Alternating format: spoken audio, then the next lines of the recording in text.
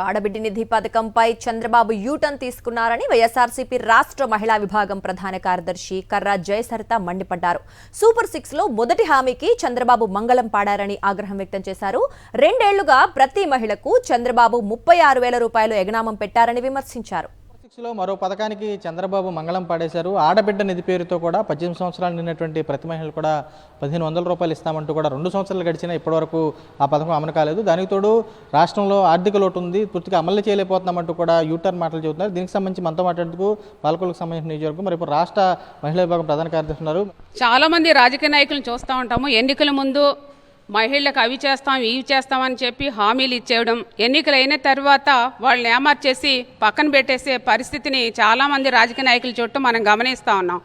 అందులో భాగంగానే మన ముఖ్యమంత్రి చంద్రబాబు నాయుడు గారు ఎన్నికల ముందేమో మహిళలకు సంక్షేమ పథకాలు ఇస్తాము అని చెప్పి ఎన్నో సూపర్ 6 లాంటి హామీలను తీసుకురావడం, మరి ఎన్నికలు అయిన తర్వాత అరొకర హామీలు అమలు చేసి మిగతా వాటికి మంగళం పాడేసిన ముఖ్యమంత్రి చంద్రబాబు నాయుడు గారి కదా అని ప్రశ్నిస్తా ఉన్నాను.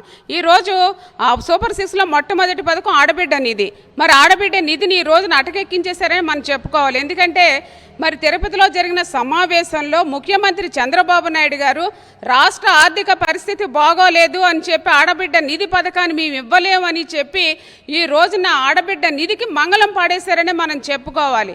ఎందుకంటే ప్రతి నెల కూడా 1,500 రూపాయలు ఇస్తాం 18 సంవత్సరాలు దాటిన మహిళలకు అని చెప్పి సంవత్సరానికి 18,000 రూపాయలు చొప్పున, అంటే 2 సంవత్సరాలకి 36,000 రూపాయలు చొప్పున ఇవ్వాల్సిన ముఖ్యమంత్రి జూన్లో ఇస్తానని చెప్పి దానికి కూడా మరి పక్కన పెట్టేసి మంగళం పడేశారని మనం చెప్పుకోవాలి. ఈ రోజున ముఖ్యమంత్రి గారు ఆయన చేసిన తీరు వ్యవహార శైలి ఎలా ఉందంటే ఏరు దాటే వరకు ఓడమల్లన్న, ఏరు దాటేసాక బోడిమల్లన్న అనే రీతిలో ఆయన వ్యవహార శైలి ఉందని మనం చెప్పుకోవాలి. వెన్నుపోటుకి బ్రాండ్ అంబాసిడర్గా ఉన్నటువంటి చంద్రబాబు కూడా మరో పథకానికి కూడా మంగళం పాడడానికి తాము తీవ్రంగా ఖండిస్తున్నాము.